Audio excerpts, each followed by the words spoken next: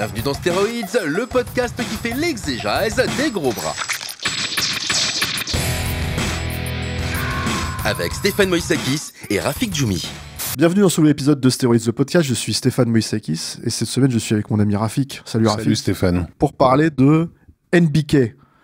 Ouais. C'était le nom acronyme de Natural Born Killers, donc. Tueur né d'Oliver Stone. Chez nous, ça s'appelait pas TN, ouais. Non. C'était, c'était Tueur né. C'était arrivé avec la grosse controverse des États-Unis, je me rappelle. Donc c'est un film dont on a beaucoup parlé quand c'est sorti en 1994. On n'en parle plus trop aujourd'hui. Mais ça reste quand même un film important dans la carrière d'Oliver Stone. Et on s'est dit que ce serait pas mal de revenir dessus. Non, on s'est dit que ce serait pas mal de revenir dessus parce qu'on est à Stéroïdes et que tu cherchais un film des années 90 dans lequel il y avait des coups de shotgun. Donc, Et il y en a plein dans celui-là en plus. Voilà. Des tonnes. Voilà. Donc voilà. Donc est-ce qu'on pitch le film, Rafik, vas-y, tu vois. Est-ce qu'il y a vraiment besoin de pitcher? C'est quoi? C'est la cavale de deux jeunes amants qui ont une certaine facilité à zigouiller tout ce qui se met au travers de leur chemin, qui sont poursuivis donc à la fois par des flics, mais aussi par un journaliste de télévision qui veut absolument faire en gros un scoop, en gros les transformer en superstars. Qu'est-ce qu'on peut dire? En gros, voilà, le film, ils se retrouvent en tôle. Ils sont très amoureux l'un de l'autre. Ah, c'est ça. C'est ça que tu voulais rajouter. C'est très fleur bleue, voilà. Et ils butent 50 personnes avant même d'être sortis de l'état où ils ont démarré leur périple. D'accord, ok. Toi, t'as retenu les informations dans le désordre fait, du film. Quoi. Ok, non, en fait, en gros, c'est surtout que le film est aussi connu pour sa énorme scène d'évasion de tôle à la fin qui dure quasiment 1 heure, quoi. Et qui était assez impressionnante pour l'époque et qui est encore aussi assez impressionnante aujourd'hui, je trouve, quand tu revois le film. Il y a une ampleur. Parce que moi, il faut être honnête, c'est un film que j'avais pas trop aimé à l'époque, Tueur né. Pareillement, mais bon, c'est intéressant de se poser la question aussi de qu'est-ce qu'on en attendait réellement, parce que moi je sais que Oliver Stone, c'est un type avec lequel j'ai eu un rapport un peu en dents de scie. J'étais pas un fan, personnellement j'aimais pas Platoon, j'étais pas impressionné non plus par Wall Street, tout ça avait été des gros succès, c'est vraiment les films qui l'ont installé. Par contre, j'ai été complètement soufflé par Né un 4 juillet, qui semblait pour le coup sortir de nulle part, et surtout en termes de mise en scène, puisque à cette époque-là, il avait vraiment décidé de faire de Né un 4 juillet une sorte de faux retour au classicisme hollywoodien des années 60. On a l'impression de revoir des images de mélodrames de Vincente Minnelli ou William Wyler, mais en mode Furax, avec une caméra libérée. Tu vois, c'était des films en beau cinémascope, bien cadrés, mais en même temps extrêmement dynamiques. Et alors, il a mené ce style au sommet avec JFK, quoi, qui était vraiment son chant d'Americana. Et juste avant Tueur né, il se lance dans ce projet là pour le coup complètement oublié, Entre ciel et terre, Heaven and Earth, qui a été un échec et qui est, pour moi, c'était sa façon à lui d'essayer de se racheter un pardon, on va dire, par rapport à son rapport complexe avec le Vietnam. On reviendra dessus parce que je pense qu'on peut pas parler de Tueur né sans rappeler aussi d'où vient Oliver Stone, quoi, et qu'est-ce qu'il a vécu. C'est quelqu'un qui, même s'il a pas beaucoup été très explicite là-dessus, on sait qu'il a dû tuer des gens. Il a été plutôt explicite. Enfin, moi, je me rappelle pas le souvenir. Je me rappelle qu'il avait dit, bien sûr, j'ai tué. Enfin, quand on lui a posé la question, il n'a pas répondu en fait en direct, tu vois. Il a juste dit, j'étais au Vietnam. Qu'est-ce que vous croyez? Il était au Vietnam, c'est ça. Est-ce que au Vietnam, tu pouvais tuer en situation de légitime défense, comme tu pouvais tuer en étant l'agresseur. Donc c'est là où c'est compliqué. En tout cas, il y avait certainement des choses à se faire pardonner. Et c'est vrai que c'est le sujet du film aussi, Tueur né, quoi. Voilà. Et donc le truc avec Heaven and Earth, c'est que le tournage avait été assez compliqué, assez cauchemardesque, et par contre la réception a été complètement vraiment passé sous le tapis, voilà. Ce qui est dommage aussi parce que c'était quand même un des premiers films à essayer de mettre en scène une personne non blanche dans le cinéma hollywoodien à gros budget. Et moi, personnellement, j'avais trouvé ça plutôt bien fait. Le film avait des défauts, mais j'avais plutôt apprécié cet équilibre entre l'excès, typiquement Oliver Stone, et une forme de classicisme et de désir d'élévation, on va dire, quoi. Toujours est-il que voilà, Tuerney, le projet en fait lui arrive entre les mains au moment où il est en rupture avec le public et avec les majors du fait de cet échec, et en plein divorce avec sa femme, donc c'est une sale période pour lui, et je pense qu'il va pas mal projeter là-dedans dans ce scénario qu'on doit à un petit jeune sympathique. Alors tu fais la blague, mais comment dire, effectivement on le doit à Quentin Tarantino, mais la blague c'est que c'était un petit jeune sympathique dont on ne connaissait rien en fait à l'époque en tout cas de la mise en production plus ou moins de Tuerney, quoi. Voilà, et là je vais ramener à ma propre biographie. J'avais un ami au tout début des années 90 qui s'appelait Thomas, qui prétendait connaître beaucoup de gens du cinéma, dont Oliver Stone. J'aimais beaucoup Thomas, mais je pensais que en fait voilà, qu'il était un peu mytho. Et un jour chez lui, en fait, il me sort un script en me disant tiens, il est en train de bosser là-dessus, Oliver. Et effectivement, le script était annoté dans tous les sens. Et c'est la première fois que je vois ce titre, en fait, Natural Born Killers. J'avais pas la moindre idée de ce que j'avais entre les mains. Et il m'a fallu attendre 3 ans pour réaliser que Thomas ne me mentait pas. Il connaissait bien Oliver Stone et on avait bien la preuve physique et concrète. Enfin, voilà, ça a été mon premier contact avec le nom même de Quentin Tarantino. C'était de le voir inscrit sur ce papier. C'est ça, parce qu'en fait, alors, pour resituer juste très rapidement le Quentin Tarantino d'avant Reservoir Dogs et Pulp Fiction, notamment, puisque c'est... faut le souligner, hein, Tuerney c'est sorti exactement la même année que Pulp Fiction, quoi. Donc forcément, il y a l'idée que lui, effectivement, il a écrit un scénario qui a beaucoup été réécrit par Oliver Stone. Il s'en est lui-même beaucoup plaint, Tarantino.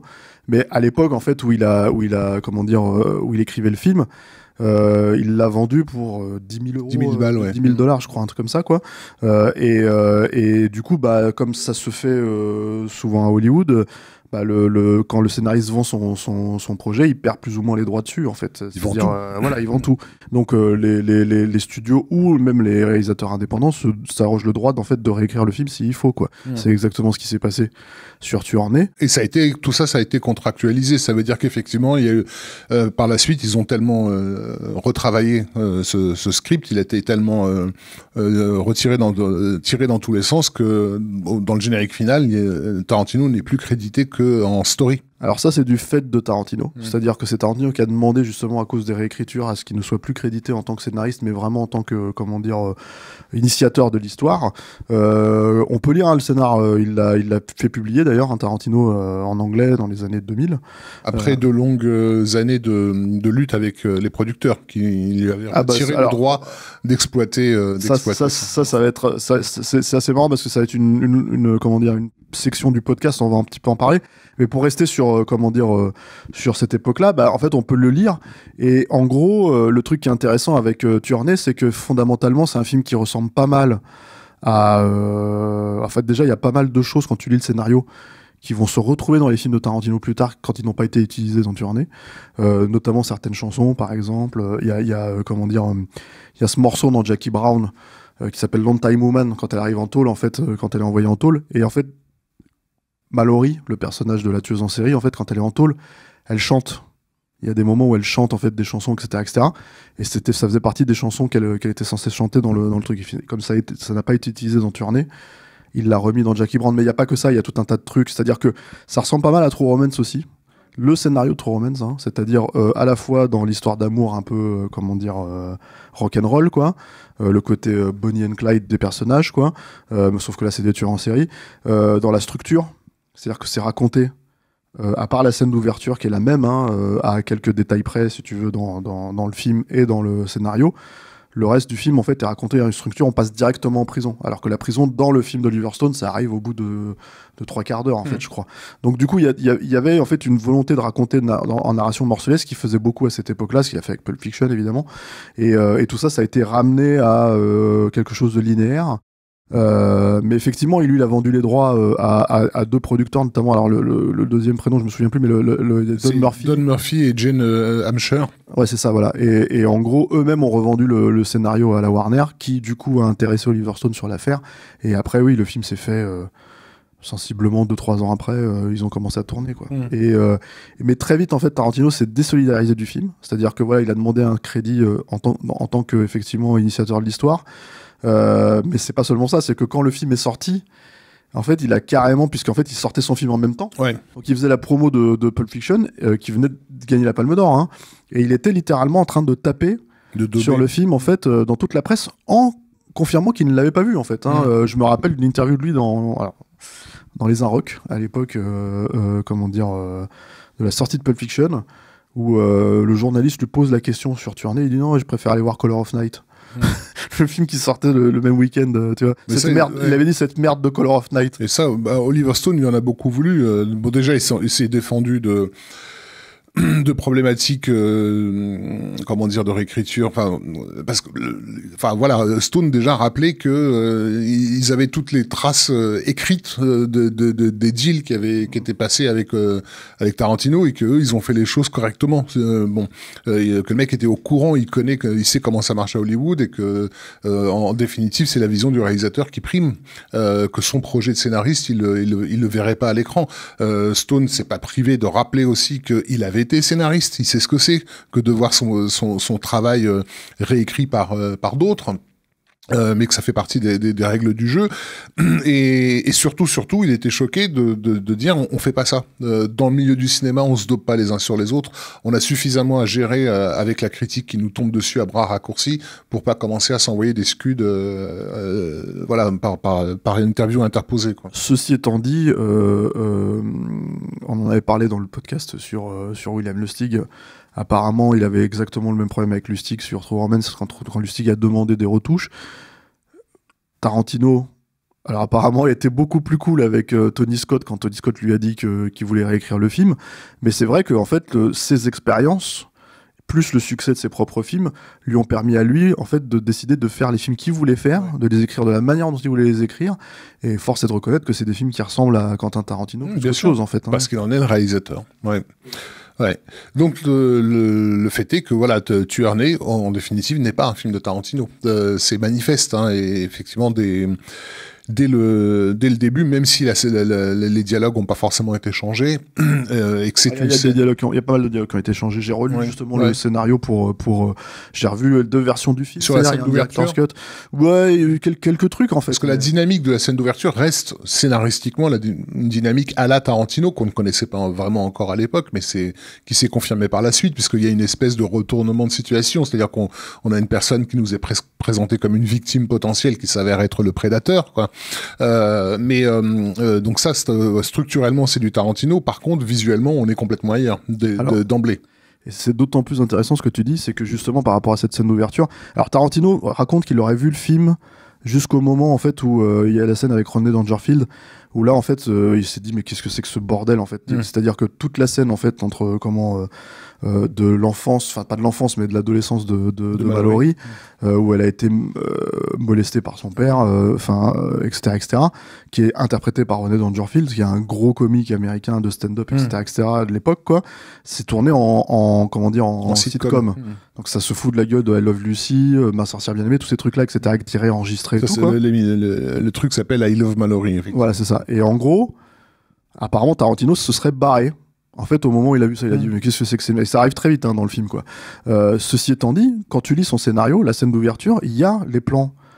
Par exemple, il y a écrit PO, parce qu'il il détaillait beaucoup en fait ses scénars à cette époque-là. Il y avait écrit POV de la balle qui part en fait vers la cuisinière, tu vois. POV du comment t'appelles ça, la caméra suit le couteau qui traverse la vitre, et ces plans sont dans le film. Mais sauf qu'en fait, ils sont faits à la Oliver Stone. C'est-à-dire que Oliver Stone a clairement voulu faire une satire. Ça, c'est un truc qu'il a totalement assumé. C'est un truc qui n'avait pas été compris quand le film est sorti, d'ailleurs. Enfin, en tout cas, par beaucoup de monde, quoi. Compris ici, pas accepté, mais voilà.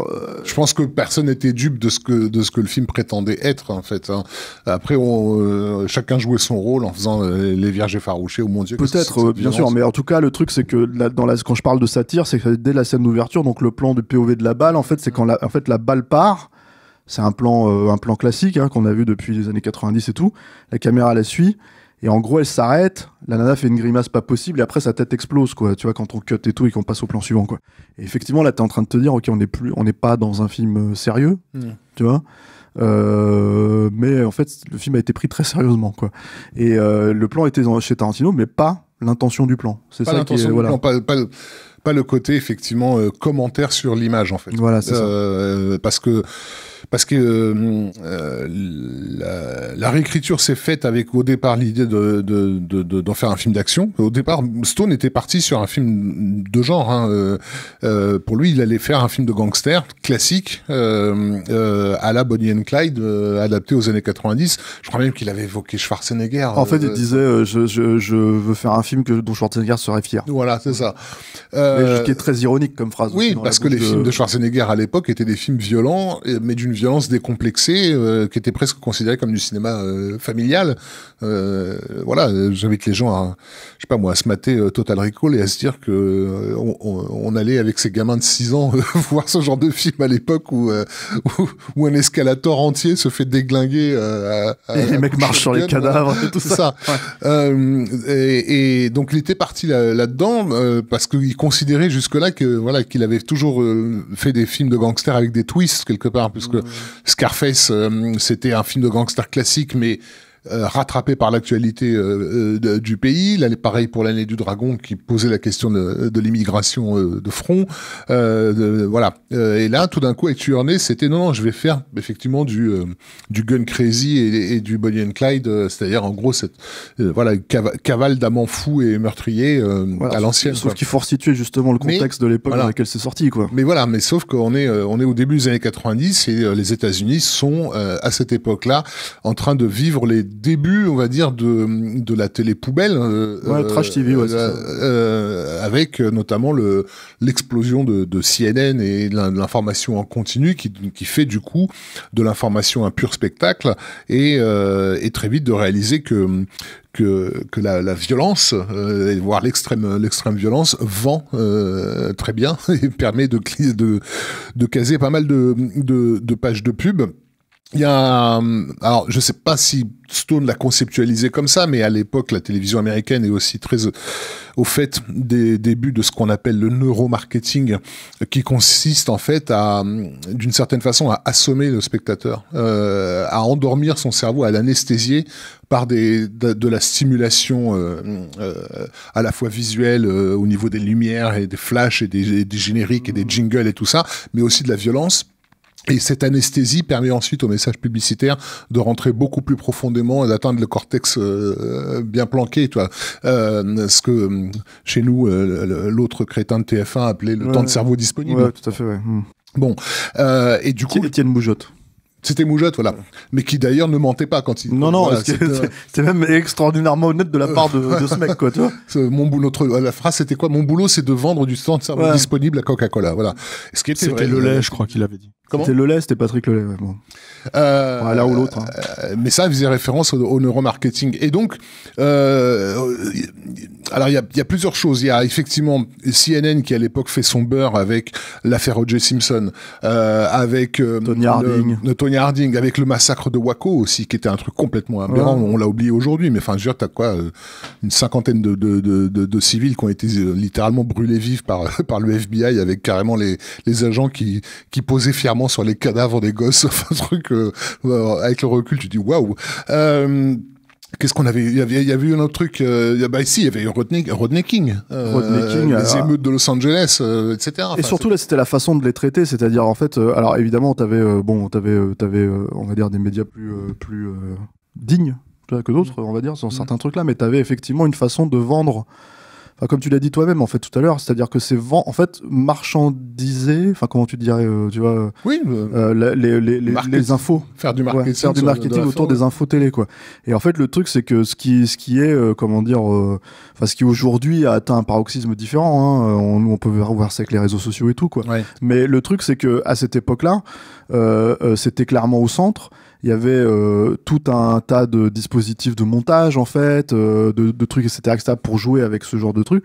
Et c'est symbolisé dans le film par un personnage qui s'appelle Wayne Gale, qui est interprété par Robert Downey Jr., qui je sais pas pourquoi d'ailleurs il a pris un accent australien. Parce qu'en fait, pour se former à son rôle, il a suivi ce qui était à l'époque un des spécialistes de la trash TV australienne, un mec justement qui faisait des scoops aventureux.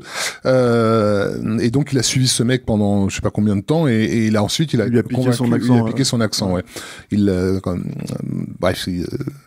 À la Robert Downey Jr. dans Tropic Thunder. Ouais, c'est ce que j'allais dire. Au moins, ça donne un truc un peu rigolo parce qu'ils se sont foutus de la gueule, il s'est foutu de sa propre gueule quelques années après, quoi, tu vois. Mais qui est un personnage. Alors, il y a ce truc, en fait, on va parler peut-être du traitement d'Oliver Stone autour du film, hein, c'est-à-dire que, en gros, Tarantino reprochait, notamment un des trucs qu'il a reproché, parce que, oui, il est allé taper sur le film quand on lui posait la question. Non, c'est pas le seul à l'avoir fait. En promo d'un truc, et surtout au moment où ça sort.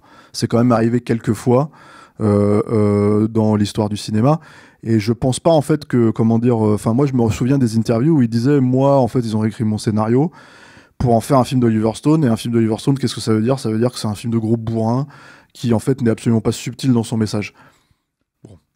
On peut pas trop lui enlever ça non plus à Tarantino, parce que c'est pas tout à fait faux non plus, quoi. C'est-à-dire que en gros, je sais pas si la subtilité est vraiment le fond de Tarantino. Non, mais l'intention de Stone quand il aborde un film comme ça. Alors, quand je parle de subtilité, c'est aussi par une question de traitement. On parlait de Wayne Gale, tu vois, ce qui est quand même un personnage qui est au-delà de la caricature, même pour les gens qui ont connu la trash TV de l'époque, quoi. Mais pas que. Le personnage du flic sadique qui est interprété par Tom Sizemore. Tom Sizemore, si tu veux. Bon, c'est pareil, tu vois, ils en font un espèce de pervers taré, tu vois. T'as comment il s'appelle Tommy Lee Jones, qui est en préparation de Batman Forever apparemment, tu vois, parce qu'il est vraiment en train de partir dans tous les sens, quoi. Ce qui est un peu choquant quand pas quand t'as vu Under Siege, mais quand t'as vu les films d'avant, quoi. Et voilà, donc en fait, il y a une espèce de truc où l'idée c'est de pousser la satire à fond. Pour le coup, Mickey et Mallory sont les seuls personnages à peu près, ancrés, à mon sens. C'est vraiment des bouseux, quoi, des persos de bouseux. C'est le casting nickel, effectivement, parce qu'ils ont été choisis spécifiquement pour retrouver cette qualité white trash, parce qu'effectivement, ils ont tous les deux, ils ont pas les traits de comédiens hollywoodiens qui ont été élevés dans les piscines de Beverly Hills, quoi. C'est vrai que tu y crois. Si ce n'est que, c'est le cas de Juliette Lewis, mais...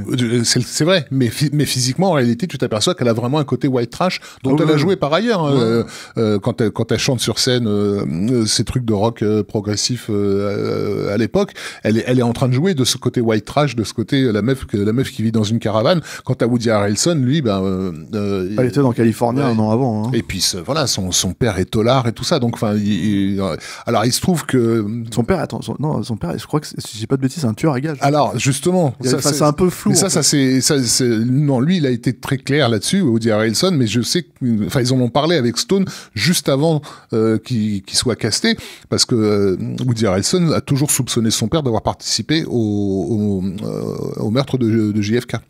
Ce qui ne fait que confirmer la thèse défendue par le film d'Oliver Stone, qui avait bel et bien plusieurs tueurs sur place, quoi. Mais bon, le fait est que quand tu le vois arriver avec sa barbaque sur le dos, tu y crois, quoi. Alors que donc au départ, effectivement, il avait pensé à Michael Madsen. Oui. Dont le studio ne voulait pas. Alors, c'est pas seulement ça, c'est qu'en fait, et ça c'est assez marrant aussi, on part un peu dans tous les sens avec les infos, mais le truc c'est que Tarantino a été tellement véhément avec les réécritures du film qu'il a en fait comprendre à tout son casting de Reservoir Dogs, si vous tournez dans Tueur-Né, en fait, vous tournez plus avec moi. Et mine de rien, en fait, et je soupçonne en fait Oliver Stone d'avoir cherché à faire ça aussi dans le film. Il y a des castings en fait qui viennent de Reservoir Dogs. Le flic en fait qui se fait découper l'oreille, il est il joue un des membres du journal de télé, je crois, de l'équipe de Wayne Gale, quoi. Il est dans Reservoir Dogs, il a jamais retourné avec Tarantino. Le mec qui fait la voix, Stephen Wright, qui fait la voix en fait de la radio, qui a une voix très monocorde et très dépressive en fait, c'est un comique. Dans Reservoir Dogs, il joue un psychiatre à la télé dans Tueur-Né, et je pense qu'il y a quelque chose de volontaire chez Oliver Stone peut-être au sens le plus, comment dire, ça c'est une théorie de ma part, tu vois, peut-être au sens d'ailleurs le plus honnête et le plus, comment dire, positif du terme, de rendre hommage à Tarantino, si tu veux, de prendre conscience que oui, on arrive après Reservoir Dogs, oui, en fait, on est en train de faire un scénario de ce type-là, on sait. Parce que Reservoir Dogs, c'était pas encore Pulp Fiction, il n'y avait pas encore eu la Palme d'Or, mais par contre, il avait eu un énorme buzz, comment dire, sur la scène internationale avant que ça sorte et tout, pendant 1 an. Donc, il était à Sundance, il était à Cannes.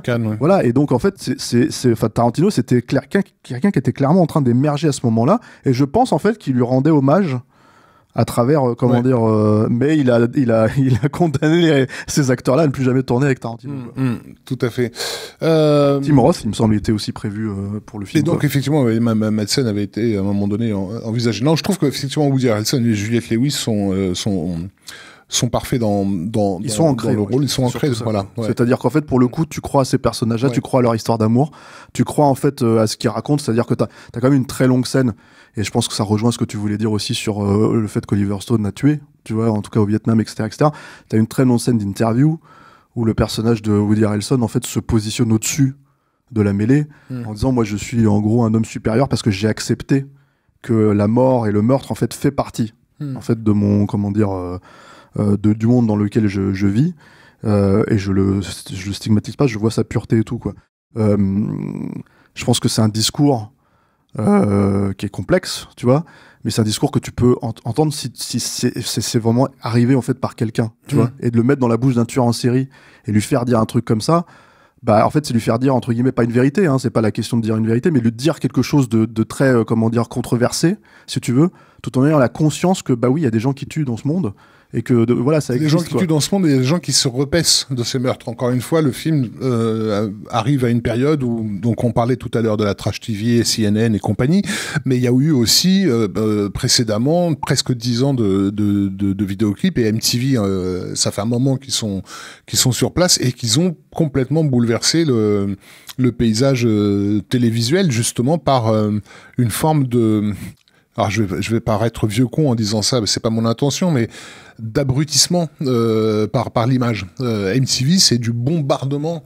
À l'époque, c'est vécu comme ça, hein, quand tu allumes ton truc et que tu tombes sur ces clips qui sont en fait pour la plupart des trucs faits un peu à l'arrache avec des vieilles images d'archives sur la, tu vois, où ils vont reprendre je sais pas moi, t'as Pump the Volume où c'est littéralement des images d'archives de guerre, d'avions qui envoient des bombes avec une nana qui est en train de danser au milieu. Enfin, tu te dis mais pourquoi je suis en train de voir des images de bombardement sur une chanson que t'es censé danser en discothèque avec tes amis, tu vois. Bon. Et à tout prendre, il y avait un truc de comment ça s'appelle C'était Pump Up Joe Jam, c'était pas Pump non, Up. Non, bref, ouais. Un des deux. Bah, bon, en tout cas, on est dans une imagerie qui utilise le caractère. Ouais, mais là, tu parles d'un clip en particulier. Oui, mais c'est parce que il est symbolique, on va dire, de ce que MTV propose à l'époque. Même les trucs que nous on a aimé dans cette vague clipesque et de ce que cette chaîne proposait, même les dessins animés de Bill Clinton sont ultra violents. Et tout ça, c'est de la stimulation. Et après, il y avait beaucoup. On peut pas. Enfin, je veux juste un peu tempérer ce que tu dis parce que je comprends ce que tu dis aussi. Mais le truc, c'est que il y a aussi quand même beaucoup d'expérimentation. En fait, c'est-à-dire qu'il y avait beaucoup de trucs expérimentaux là-dedans. Non, mais que en fait, mais c'est pas de l'expérimentation soviétique à base de plans séquences de 7 minutes. Évidemment, on parle pas de ça. Mais ce que je voulais dire par rapport à ça, c'est que en fait, ça détonne aussi dans la télé de l'époque. Et on va même pas parler de la télé actuelle, enfin, si tu veux, de la télé de ces 30 dernières années depuis, quoi. C'est-à-dire, moi, j'aurais pas jeté totalement. C'est-à-dire que ce qui était MTV jusqu'au milieu des années 90, avant que ça devienne de la télé-réalité, si tu veux, à la fin des années 90, début des années 2000. C'était intéressant. Il y avait des trucs intéressants. Il y avait des choses à prendre, en tout cas. Parce qu'on est des gens d'image et que on était avides, justement, de ces trucs nouveaux. Mais il faut pas non plus sous-estimer le fait que ça nous faisait aussi kiffer parce qu'il y avait un truc sexuel là, dans cette débauche de violence, qu'elle soit purement technique, c'est-à-dire au niveau du montage, etc., mais aussi graphique, parce qu'on avait des images violentes. Les clips des Ramones qui cartonnent au début d'MTV, c'est du gore, quoi. C'est des mecs, bon, bref. Et donc, le film s'inscrit aussi dans cet héritage assez explicitement. Encore une fois, dans ses films précédents, on l'a dit, notamment Né un 4 juillet et JFK, il a détourné les figures de style d'un cinéma classique pour montrer justement la violence sous-jacente qui n'était pas explicite dans les années 60. Donc voilà, tout d'un coup, t'as un super beau plan et un morceau de barbac qui te saute à la gueule. Mais encore une fois, ça n'est que du détournement. Alors qu'avec Tuerney, il décide de s'inscrire résolument dans ce courant en fait de sursimulation et du coup de faire un film ouvertement clipesque. Mais où le clipesque fait partie du commentaire. C'est-à-dire qu'il y a ça et il y a l'idée en fait, si tu veux, ce qui était faisable à l'époque, ce qui est beaucoup moins faisable, je pense aujourd'hui. C'est en fait jouer avec les différents formats. C'est-à-dire que le film, alors bon, son chef-op c'est Robert Richardson, qui est un énorme chef-op. C'est assez marrant d'ailleurs, je trouve que Tarantino, on va quand même si c'est pas un film de Tarantino comme tu l'as dit, à la fin il y a quand même des trucs qui sont assez intéressants parce que il a fini par leur... déjà c'est son chef-op depuis Kill Bill, Robert Richardson à Tarantino, quoi. Mais c'est pas seulement ça, c'est que y a des trucs que tu pourrais attribuer à Richardson et à Oliver Stone dans Tuerney, qui sont en fait dans le scénar de Tarantino. Et c'est cohérent, c'est juste qu'ils sont faits encore une fois à la Oliver Stone. J'ai parlé de la balle, j'ai parlé du couteau, mais par exemple, en fait, tout le générique qui est fait sur rétroprojection, c'est-à-dire avec les deux dans leur bagnole et la rétroprojection, qui est un truc qui ressemble beaucoup à Oliver Stone et Richardson, c'est dans le scénar de Tarantino. Ouais. Tarantino l'a utilisé à sa manière dans Kill Bill, ou dans dans Pulp Fiction notamment. Pulp Fiction, c'est du taxi, mais le truc c'est que lui, Tarantino, il le fait dans une posture cinéphile, une révérence à un certain cinéma. C'est ça. Et là, c'est pas du tout le cas de Tuerney. Mais sauf que c'est interprétable parce que le mot dans le scénar qui est assez intéressant, c'est outrageusement visible. Ouais. Et le truc, c'est que si tu lis ça dans l'esprit d'Oliver Stone, qui a outrageusement, voilà, qui avait comment dire, c'est littéralement, il sort de l'écran, il vient te voir, il te prend par le col et il te met le nez sur l'écran. Ça. Et tout le film est fait comme ça, c'est-à-dire qu'en fait le mot, je pense en fait qu'il y a une interprétation d'Oliver Stone du scénario de Tarantino, c'est-à-dire ce serait malhonnête de considérer qu'il est juste concepteur de l'histoire en fait, c'est-à-dire qu'en fait et que c'est que ce qui reste, c'est vraiment, il y a quand même des trucs du scénar de Tarantino, sauf encore une fois ce moment dont je parlais où en gros tout le discours, et c'est quasiment pour moi l'ajout le plus significatif en fait du film, tout le discours que tient à la télé devant la caméra de Wayne Gale, en fait, le personnage de Mickey Knox, sur le fait de tuer, sur le fait d'être supérieur à cause de ça, etc., c'est un discours thématique qui semble cohérent, qui semble en fait être en conjonction avec ce que le film raconte en fait.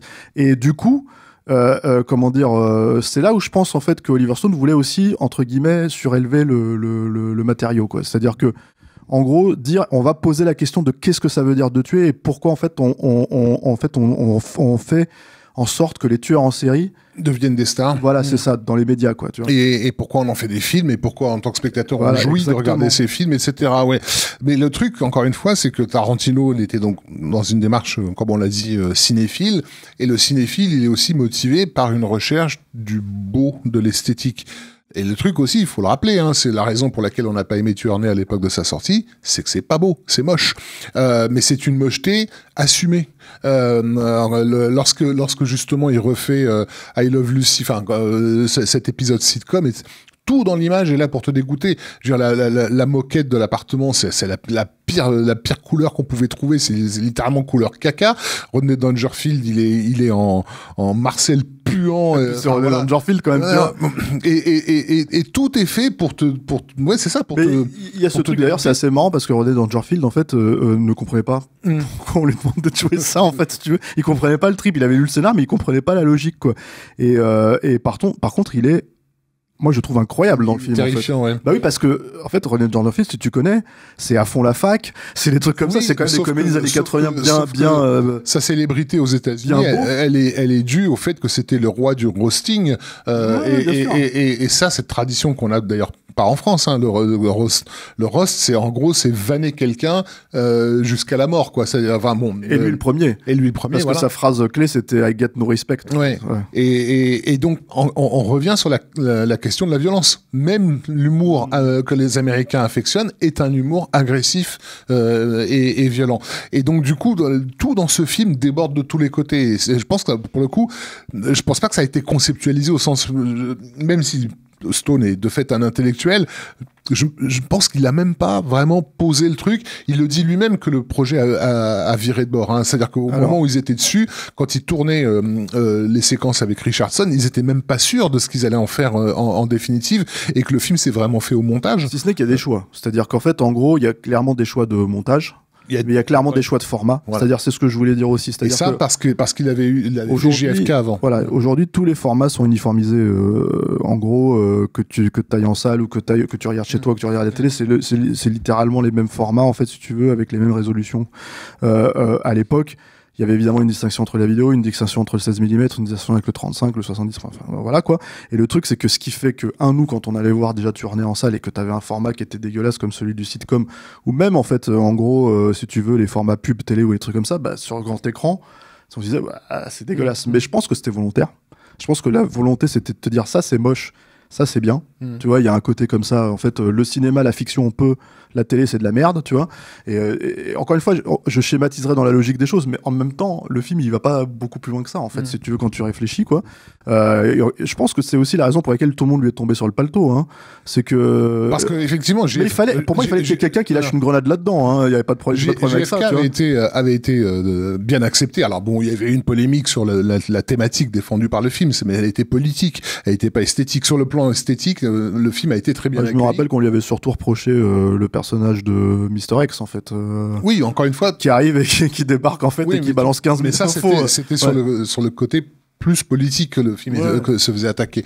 Pas sur son look. Le film a été accueilli comme un beau produit classique américain, alors qu'en fait il était effectivement très expérimental, puisque justement il y avait ce mélange des formats du 16 mm, du 8 mm, des images télé. On avait aussi de la vidéo noir et blanc dans JFK. Très cohérent, parce qu'en fait ça vient du film de Zapruder, ça vient de tous ces trucs-là. Et du côté aussi fragmentaire de l'enquête, c'est-à-dire que justement, comme on a des personnages qui sont en train d'essayer de rassembler les éléments, le fait d'avoir un rassemblement d'éléments épars à l'image était thématiquement cohérent. Alors que dans Tuerney, on est là vraiment encore une fois, j'aime pas ce mot, on l'utilise tout le temps, postmoderne, c'est-à-dire vous êtes des spectateurs, vous savez que vous êtes des spectateurs en train de regarder un film au cinéma, et en même temps vous êtes des gens qui regardaient la télé, donc vous savez que cette imagerie-là elle vient de la télé. Bon bref, et du coup en vous mettant un gros baquet de merde sur la gueule, je vais vous inviter à vous poser la question de savoir pourquoi vous êtes venu en salle, pourquoi vous avez payé pour voir un film sur une violence télévisuelle, en fait, quoi. Donc il y a toute une démarche.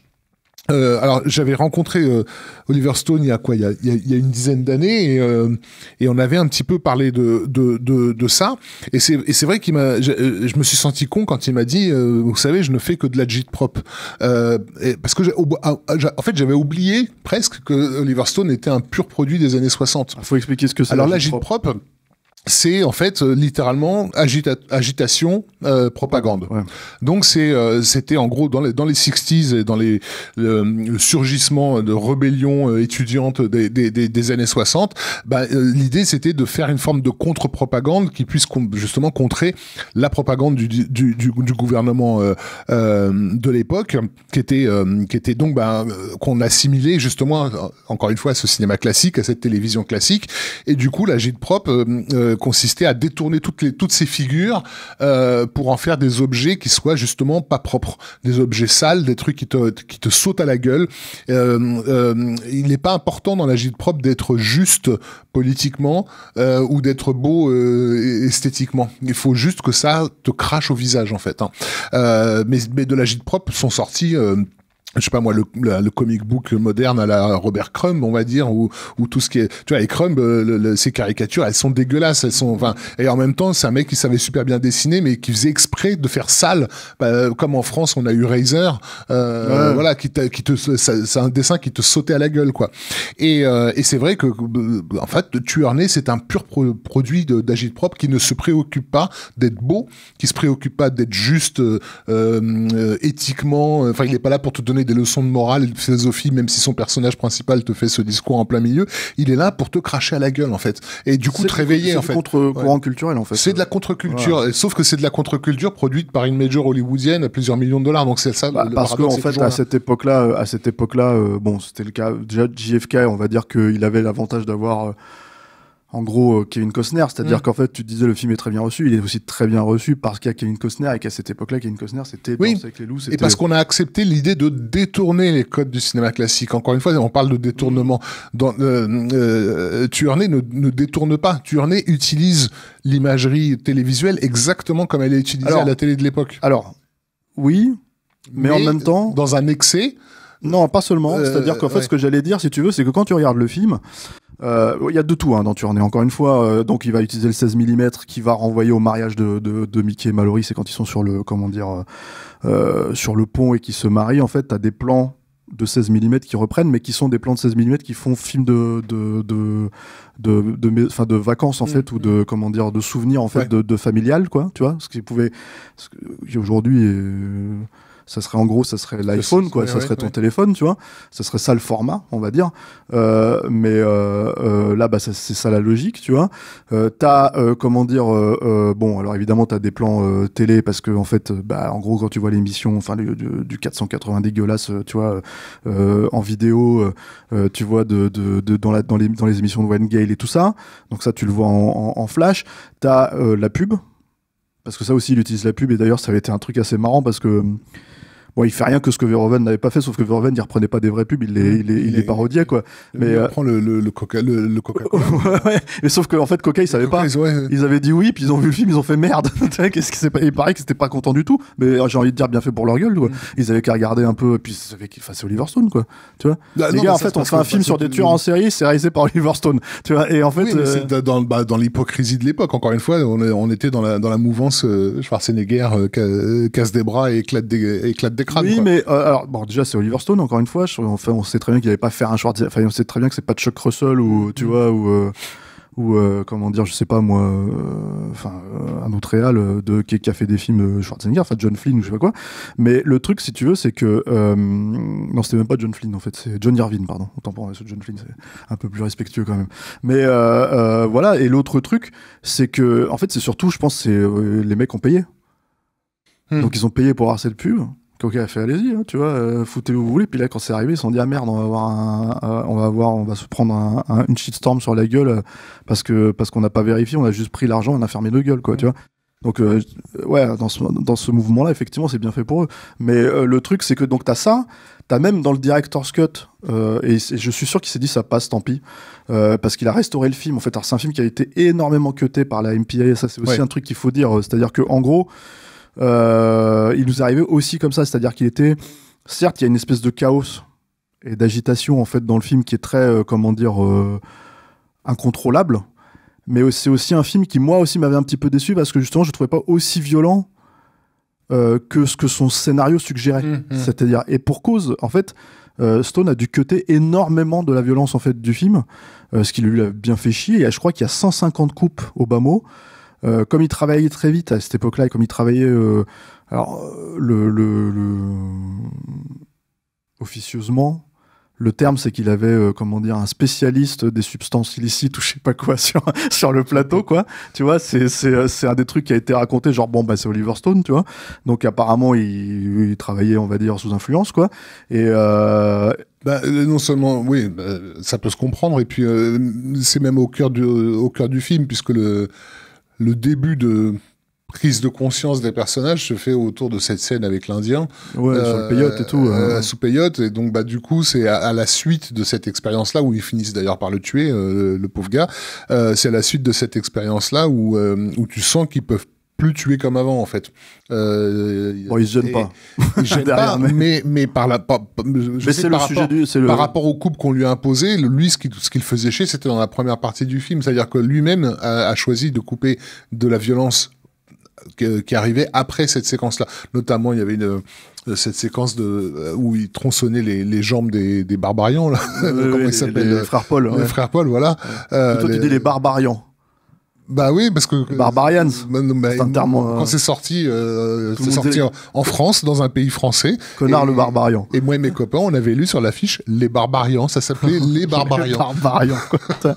Donc les chouans, les barbarians. J'ai jamais appelé ça barbarians. Ouais, ok, d'accord. Tu nous as fait une Arnaud Bordas là. Mais ça, voilà, cette coupe-là, elle est de son fait parce qu'il voulait pas justement qu'après la scène, elle est pas dans le director's cut. Ouais. D'ailleurs non plus. Mais moi, en fait, ce que j'allais dire, c'est que dans le director's cut, ce qui est rajouté finalement, c'est que la MPAA, par exemple, a demandé à couper la mort, bon, spoil, hein, la mort en fait de Tommy Lee Jones, qui est le gardien de prison, qui se fait couper la tête par, il se met sur une pique, tu vois, ce qui est quand même une image révolutionnaire extrêmement connue, quoi.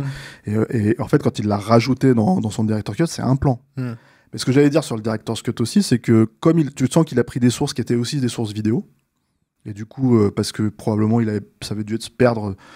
Surtout avec la pellicule, et même en fait si le director's cut date de 4-5 ans seulement après après la sortie du film. Je crois que nous on l'avait découvert en vidéo, en DVD en 98, 99, quelque chose comme ça, quoi. Je crois que tu m'avais même passé ton DVD à l'époque pour que je le voie comme ça. Je suis généreux. Ouais. Bah, là maintenant vous pouvez le voir, il existe en Blu-ray, et justement en Blu-ray ça se voit parce que c'est une plus grosse résolution, ça se voit que c'est des plans en vidéo qu'il a récupéré d'un truc vidéo d'une sortie vidéo pour pouvoir le mettre dans son film. Mais à la limite ça passe parce que ça colle. Enfin, déjà c'est 3 plans et ça colle, on va dire, avec l'énergie l'énergie du film, même si c'est beaucoup moins cohérent que le reste, puisque pour le coup c'est vraiment normalement c'est censé être une scène tournée en 35, quoi. Mais qu'est-ce qu'il y a d'autre comme type d'image? En fait, il y a des flashs en fait très rapides, stroboscopiques. Il a beaucoup rajouté ça d'ailleurs. Ouais, il y a du cartoon, c'est vrai aussi. Enfin voilà, il a beaucoup rajouté. Il a rajouté un petit peu de cartoon, je crois, si je dis pas de bêtises. Et en tout cas, il a réintégré ça. Et il a rajouté beaucoup de flashs aussi d'images violentes, en fait. C'est-à-dire que en gros, il y a toute l'idée que en gros, le personnage de Mickey doit combattre le démon. Et en fait, l'idée du démon est représentée par le personnage de Wayne Gale, donc le présentateur télé, et lui-même réapparaît dans plein de flash images, en fait, si tu veux, derrière au moment de sa mort, tu vois, quand il se fait, c'est la dernière victime de Mickey et Mallory, quoi. Et Mickey et Mallory laissent toujours une trace, en fait, il laisse toujours un témoin. Et là, en l'occurrence, le seul témoin, c'est la caméra de Wayne Gale, quoi. Ce qui en dit long sur ce que le film raconte aussi, quoi. Du film, ouais. Voilà. Et le truc, c'est que, en fait, dans la mort de ce personnage-là, qui est un peu plus longue aussi dans le director's cut, il y a fondamentalement beaucoup plus d'images, en fait, où il est en démon, il apparaît en démon, tu sais, il est maquillé grossièrement comme un vieux démon des années 10 ou des trucs comme ça, quoi, tu vois, des imageries des années 30 et tout ça. Et voilà, c'est assez graphique. C'est assez, encore une fois, très martelé, hein. Je veux dire, le mot démon est utilisé, il est littéralement visualisé, il est littéralement interprété par le personnage qui représente la télé dans le film. Bref, c'est... Il y a une raison pour laquelle Oliver Stone, d'ailleurs tout comme nous, a toujours détesté une bonne partie du cinéma européen. C'est parce que, justement, c'est un cinéma cérébral qui ne se préoccupe pas ou peu d'essayer de grandir les choses, de les forcer. Il y a une raison pour laquelle Oliver Stone a toujours utilisé la mythologie dans ses films, parce que la mythologie, c'est mener un concept jusqu'au bout, en fait. C'est pas tu me parles de ta petite vie, de ton petit nombril, mais moi je veux que ta voisine c'est Pénélope, ton voisin c'est Ulysse. Il faut vraiment monter à ce niveau-là pour m'intéresser. Quand je l'ai interviewé, il m'a sorti un truc qui m'a complètement déstabilisé. À un moment donné, il m'a dit, comment il a formulé ça? Il a dit, donne-moi quelque chose, Rafik, donne-moi à manger. J'en ai besoin. Mais tu sais, c'était en mode, il aurait pu me dire, mets-moi une gifle. Tu vois, enfin, il avait besoin dans mes questions que je sois agressif en fait, parce qu'à un moment donné j'étais trop dans son camp, tu vois, j'étais trop... Il a la conscience de l'image, non, peut-être aussi. Non, je pense que c'est un mec qui a besoin d'être stimulé justement, de se retrouver en difficulté, et que mes questions à ce moment-là, elles allaient trop dans son sens en fait, et donc il m'a fait un signe en mode vas-y attaque quoi, mort. T'as pas autre chose à me dire. Ouais, donne-moi du biscuit, mais le biscuit c'est bon bref, je sais même pas où j'allais en racontant ça. Non, mais je parlais du fait que de grossir le trait, d'aller jusqu'au bout. Donc du coup, de cette imagerie de démoniaque, elle peut paraître pas subtile, mais en même temps, tu sais de quoi il est en train de te parler. Il est en train de te dire que ces personnages-là, qui sont d'ailleurs à la fois des prédateurs et des victimes, il y a pas beaucoup de films qui te montrent des gens qui sont à la fois d'horribles tueurs, parce que je sais même pas combien de gens ils massacrent je crois que dans la prison, il y en a une cinquantaine. Voilà. Et en même temps, à aucun moment tu doutes qu'ils sont aussi les victimes de leur enfance, du milieu dans lequel ils ont grandi, de la société qui les a parce qu'ils te le montrent. Enfin, encore une fois, tu sais, voilà, le film il est stylé, quoi. Mais après, moi, ce que j'allais rajouter par rapport à ça, c'est qu'il y a deux choses. Parce qu'on explique quand même aussi beaucoup ce qu'est le film. On l'interprète de manière assez, comment dire, tu vois, avec un certain recul. Mais ce qu'on peut pas enlever au film, en fait, pour moi, c'est que on avait besoin à cette époque-là qu'il y ait une grenade qui soit dégoupillée, en fait, dans ce système-là, et de le montrer. Donc c'était bien qu'un mec comme Oliver Stone, qui est quand même oscarisé, qui est quand même, comment dire, installé, en fait, le fasse. C'est-à-dire, il ait les couilles de faire ça, même si c'est brouillon, à mon sens, par certains moments. Et il y a cet autre truc, encore une fois, c'est que, aussi chaotique que le film puisse être, en fait, il y a une ampleur dedans que je trouve, en fait, qu'on revoit plus tellement, en fait, dans ce genre de projet, en fait. Et mine de rien, en fait, toute comment dire, toute l'évasion de prison. Alors, elle démarre sur un truc qui est, pour moi, fonctionne pas vraiment, mais en fait, passer le discours, en fait, justement sur qui est, je trouve, assez fort sur la thématique, sur l'idée de tuer, et sur l'idée d'être transcendé par ça. En fait, t'as une scène qui fait basculer le truc parce qu'il y a une émeute qui démarre, tu ne sais trop à cause de ce passage. Mais même là, déjà, t'es en train de dire pourquoi est-ce que vous diffusez cette émission dans une prison où il y a que des tueurs, tu vois, complètement dingues et tout, qui sont condamnés à vie, quoi, tu vois. Ça, c'est le premier point où tu te dis, scénaristiquement parlant, tu vois, c'est un peu léger, quoi. Et le deuxième truc, c'est qu'en fait, lui, il s'en sort en faisant une blague à la con, pour le coup, que en fait dans n'importe quel Schwarzenegger ils auraient pu caler, quoi. C'est-à-dire qu'il arrive, il fait une blague et en fait il détourne tout le monde et il prend un fusil, il vole un fusil et puis il bute tout le monde, quoi. C'est un peu facile scénaristiquement. Après je pense qu'arrivé à ce moment du film, on est assommé en tant que oui, mais moi je me rappelle m'être dit j'ai du mal à croire que ça passe pour Oliver Stone. Mais ça, pour le coup, la blague, en fait, c'est pas dans on peut aussi parler des conditions de tournage de cette séquence, parce que c'est quand même assez particulier, puisqu'ils ont tourné quand même avec des vrais détenus, dont certains étaient là pour meurtre, hein, quand même, en leur foutant des flingues en plastique dans les mains, et les cascadeurs jouaient les gardiens de prison, parce qu'on savait que les détenus allaient se laisser un petit peu emporter par leur rôle et allaient défoncer la gueule des gars. Et je veux dire, ça a été un bordel, hein, ce tournage. Woody Harrelson, il en parle comme d'une expérience à double visage, parce qu'à la fois il a complètement kiffé ce bordel, parce que ça devait être un sacré bordel, et en même temps il flippait pour sa vie, quoi, parce qu'il était quand même entouré de mecs réellement violents. Je crois que Robert Richardson s'est blessé à la main. Il y a un autre, l'assistant chef-op, il a failli perdre un œil. Ça a été quand même un gros morceau. Donc il en reste à l'écran, je dirais l'énergie. Et un truc aussi totalement fou, c'est-à-dire qu'en fait, à un moment donné, t'as quand même des perspectives parce qu'il y a beaucoup de grands angles dans le film et tout. Un peu trop, oui. Mais bon, comme la télévision. Pour moi, j'ai moins de problèmes avec un grand angle sur un couloir, si tu veux, par exemple, parce que justement, ça donne une énorme perspective dans une scène d'action, en fait, où d'un seul coup, non, mais je dis ça parce que beaucoup de choses en fond parce que c'est un peu moche, ouais, mais je veux dire, le cinéma de Hong Kong le faisait aussi à l'époque, et je regardais quand même les films de Hong Kong. Mais... Oui, t'as aussi parce que encore une fois, enfin, scénar de Tarantino, lui, t'as quand même un Mexican standoff, tu vois. Je veux dire qu'on n'a pas utilisé dans ton émission déjà vu, quoi. Je sais pas comment on a fait, surtout qu'il le dit ouvertement. Ah tiens, on est dans un Mexican standoff et tout, quoi. Mais ceci dit, il se termine différemment. En fait, c'est assez marrant parce que c'est un Mexican standoff qui fonctionne parce que t'as le personnage de Mickey qui a un fusil.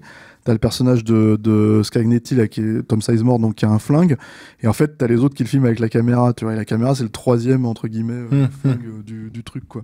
Très subtil aussi, non? Non, mais alors, pour le coup, c'est pas vraiment appuyé. C'est ça qui est marrant, en fait. Et puis surtout, c'est plus vraiment en fait, là où ça devient un stand-off, si tu veux, c'est que, en fait, il ne tire pas. Mais c'est Mallory qui attrape Scagnetti, qui lui plante la gorge, en fait. Et du coup, les mecs le filment. Donc bon, bref. C'est tant que ça passe à la télé, tout va bien, quoi. Tu vois, c'était ça. C'est pas tant que ça passe à la télé, c'est que c'est aussi ça suggère qu'il est tué une deuxième fois. Par la télé, c'est ça, c'est ce que je voulais dire. Et le truc, en fait, du coup, c'est que c'est là où, en fait, voilà, on est dans un... Et je pense que c'est clairement volontaire de la part d'Oliver Stone, mais pour le coup, c'est moins appuyé, je trouve. Volontaire, mais pas précalculé. Encore une fois, moi, je le crois quand il dit que le projet s'est barré en couille, c'est-à-dire qu'ils ont je pense que lui-même s'est barré en couille. Voilà, qu'ils ont commencé avec un vague plan de travail et que dès le tournage, ils ont vu qu'ils étaient partis complètement ailleurs, quoi. Mais de toute façon, il y a eu 11 mois de post-prod et de montage sur ce film, c'est quand même carrément excessif à l'époque, en tout cas pour une prod hollywoodienne.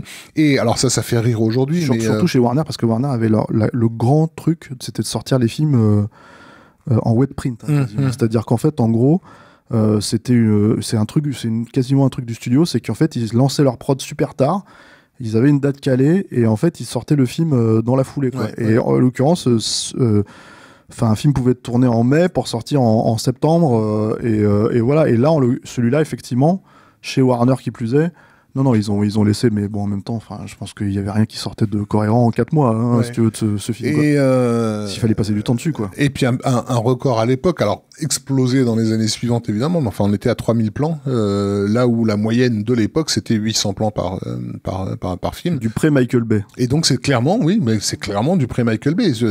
Encore une fois, c'est pas un film joli à voir, mais c'est quand même la première véritable tentative de synthétiser toute cette nouvelle culture des images. Est-ce que c'était monté en Avid aussi, ça? Je sais pas. Parce que c'était l'émergence à l'époque de la station montage à vide en comment dire. Je sais pas. C'était monté en acide, mais en avis, je sais pas. Non, mais c'est vrai qu'on n'arrête pas de dire que c'est Michael Bay qui a créé plus ou moins ce système, mais ce langage, tu vois, vis-à-vis des plans cutés, mais le truc, c'est qu'Oliver Stone ne l'a pas fait que avec Tournée.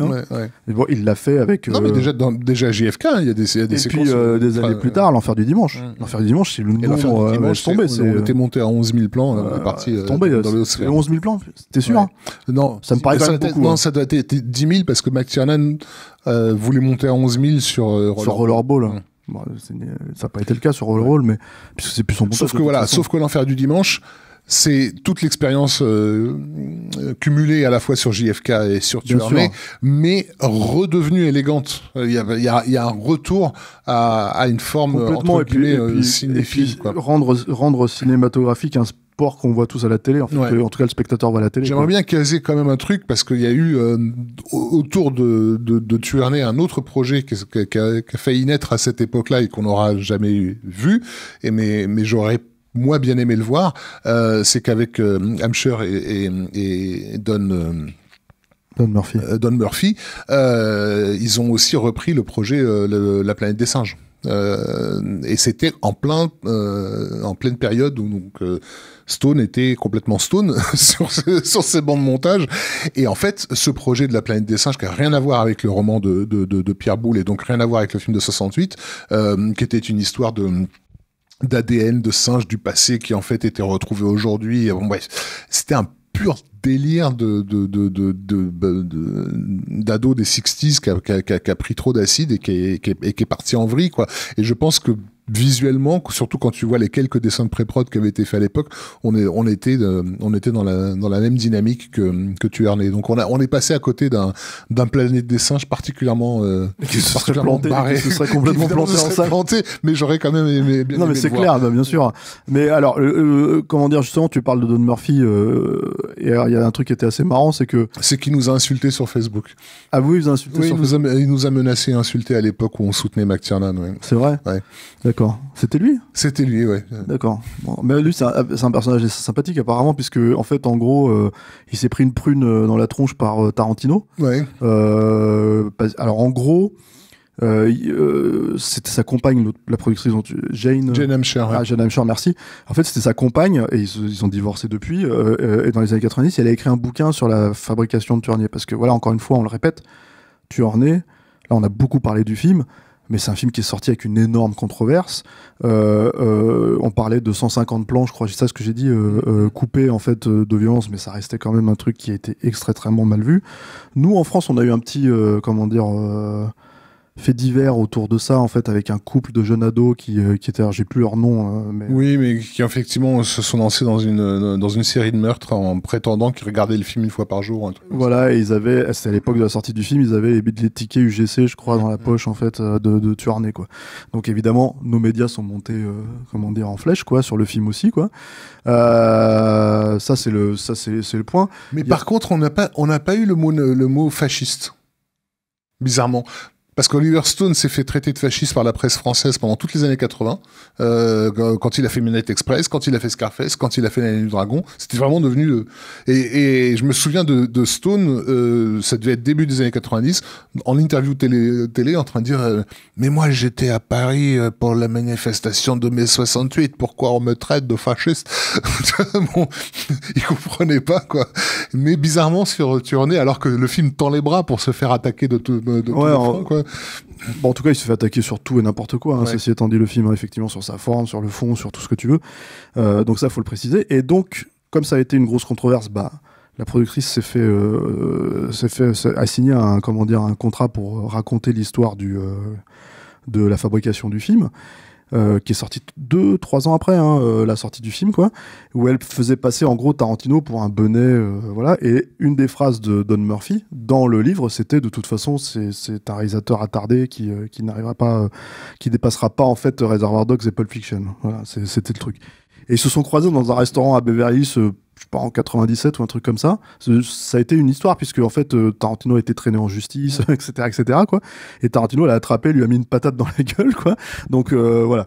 En tout cas, c'est surtout le mec qui a développé pendant des années Transformers avant que ça tombe dans les pattes de Michael Bay, quoi. Et pour l'anecdote, pour terminer peut-être sur Tarantino en tout cas, le truc c'est que lui donc déteste le film, mais film qu'il admet ne pas avoir vu en entier d'ailleurs, tu vois, et jusqu'au jour en gros où apparemment il a croisé dans un ascenseur, c'est-à-dire que il le connaissait pas, il était fan du gars, les portes d'ascenseur s'ouvrent et en fait il y a Johnny Cash et sa femme en fait qui sont dans l'ascenseur, qui font descendre ensemble, et apparemment Tarantino raconte la courte discussion qu'ils ont eue dans l'ascenseur. Johnny Cash se tourne vers lui, il dit mais vous êtes Quentin Tarantino? Et Tarantino lui dit oui, c'est moi et tout. Alors le mec lui dit j'aime beaucoup ce que vous faites, tu vois. Johnny Cash lui dit ça, ma femme et moi sont vraiment très fans de votre cinéma. Et lui il fait moi je suis très fan de vos chansons, monsieur Johnny Cash et tout, quoi. Et le mec lui dit surtout Tuerney, on adore Tuerney. Tu vois. Et là d'un seul coup lui il s'est dit bon. Et apparemment ça lui a fait revoir le film à la hausse. En tout cas bon, il raconte cette anecdote, je pense, pour faire du name dropping, on va dire, quoi, tu vois. Moi, c'est marrant de savoir que Johnny Cash, le mec qui a fait littéralement la moitié de ses chansons en tôle, on va dire, ou autour des taulards, kiffe un film comme Tuerney, quoi. Comme Tuerney, ouais. Mais c'est pas incohérent. Carrément pas, oui. Donc voilà, quoi. Puis c'est pas incohérent de penser que c'est un film de Tarantino aussi, d'une certaine manière. En tout cas, il a été aussi vendu sur cet aspect-là, quoi, à cette époque-là, quoi. Donc, est-ce qu'on a dit ce qu'on avait à dire? On a passé pas mal de temps, je crois, déjà, sur le film. Il y a Alain Mercier qui fait oui de la tête comme ça. Je tourne même pas de l'œil, mais je le vois. C'est vrai que c'était pas très structuré. C'est vrai que c'était un peu chaotique, mais je pense que les gens connaissent le film. Et le film n'est pas facile à aborder autrement que de façon chaotique. Non, et l'autre truc, à la limite, ce que j'avais envie de dire, c'est que, en fait, j'avais dit un petit peu en début de podcast que c'est un film non pas oublié, mais dont on parle plus vraiment. Et je pense pour une raison assez simple, finalement, c'est qu'il est très ancré dans l'air du temps. Et quand je dis l'air du temps, c'est pas forcément uniquement dans sa forme, c'est vraiment dans ce qu'il raconte, c'est-à-dire les thématiques qu'il apporte et les personnes qu'il attaque directement. Ça se fait plus, en fait. Ça se fait différemment. En tout cas, ça a pris d'autres formats. Pour laquelle on n'en parle plus trop, c'est parce que c'est un miroir c'est le miroir d'une forme de liberté créative qu'on ne s'autorise plus en fait. Oui, aujourd'hui. Moi, j'attends de voir encore une fois une production américaine, même pas forcément un gros budget, s'attaquer aussi frontalement aux réseaux sociaux, je veux dire, à la propagande actuelle. Comment ? Aux réseaux sociaux. Par exemple, mais à toute l'imagerie de la propagande dans laquelle on baigne actuellement. Genre, le CNN de l'époque, c'était de la propagande. Et faire de l'agit-prop, c'était, encore une fois, cracher à la gueule de cette propagande en utilisant ses propres armes. Je vois pas aujourd'hui quelqu'un faire ça avec que ce soit les réseaux sociaux ou Netflix ou machin ou ce genre de trucs-là. Tu vois. Bon. Donc merci Oliver quand même d'avoir été mal élevé. Même lui, je pense qu'il est plus vraiment capable de faire ça. Hein. C'est-à-dire que même les moments où il a, parce que ça reste quand même un cinéaste. Ça reste un troll jusqu'au bout. Enfin, ouais. Je te rappelle qu'il a fait. Poutine, tu veux dire. Il a fait Vladimir Poutine. Fidel Castro. En mode je vous emmerde, il se pose là quoi. Donc. Ouais, Fidel Castro, c'est après tout quoi. Tu vois ce que je veux dire. Poutine, c'est juste avant. Donc c'est ça qui est rigolo quoi. Mais à la limite, tu vois. Mais le truc, c'est que c'est surtout, moi, je pensais quand il fait par exemple Snowden, où d'un seul coup, quand tu regardes le film, la problématique du film, c'est que pour moi, il se fait littéralement dépasser par le documentaire en question, c'est-à-dire qu'il n'apporte rien de vraiment pertinent par rapport à ce que le documentaire dit. Par le truc, moi j'ai presque l'impression qu'il fait Snowden pour se faire pardonner tous ses excès. En fait. Mais bon, bref. Mais au-delà de ça, ce que je veux dire, c'est que si tu pars d'un personnage de lanceur d'alerte, tu pars d'un quelqu'un qui, en fait, si tu veux, a cette image de foutre de jeter un pavé dans la mare, tu vois. Et en fait, nous, je veux dire, les spectateurs, on a appris tout ça à travers, bon, au-delà de, comment dire, ce que je veux dire, au-delà des news à la télé ou sur Internet, on l'a appris en fait à travers un documentaire, si tu veux, et ça à travers une forme spécifique et tout, qui de narration. Et en fait, Snowden, qui est un film intéressant par ailleurs, sur plein d'aspects, ne le joue pas en fait. Donc, il n'est pas dans la même catégorie. Il rajoute rien de plus, c'est ça que je veux dire quoi. Je peux citer W aussi. C'est vrai, W, ça bref. Voilà. Mais en tout cas, il a quand même été suffisamment mal poli pour rester un peu dans le cœur. Et mine de rien, ça mérite le coup d'être vu. En fait. Vraiment, il y a ce truc, il y a cette idée que moi j'en étais resté sur une note assez négative. Et en fait, à la revoir, je me dis, c'est quand même bien qu'un film comme ça ait pu exister. C'est bien. Enfin, il y a des tentatives d'expérimentation qui sont assez dingues. Et comment dire, encore une fois, même si je reste sur le fait que c'est pas un film extrêmement subtil, quoi. Encore une fois, ça mérite d'envoyer une grenade dans la gueule de quelques personnes mal intentionnées. Donc c'est pas, comment dire. C'est toujours salvateur, même si ça a pris un petit coup dans l'aile, puisqu'on parle plus vraiment de ça sous cette forme-là aujourd'hui, quoi. Voilà, merci Rafik. Merci Steph. Merci à la technique. Merci à ceux qui nous suivent. Merci en fait à ceux qui nous typent. On se retrouve la prochaine fois avec un film un peu plus léger quand même, je crois, Raph. On n'en dit pas trop, ouais. Voilà, ouais. Merci à tous. Would you do if you could fuck with me on my crew? But you can't, so don't even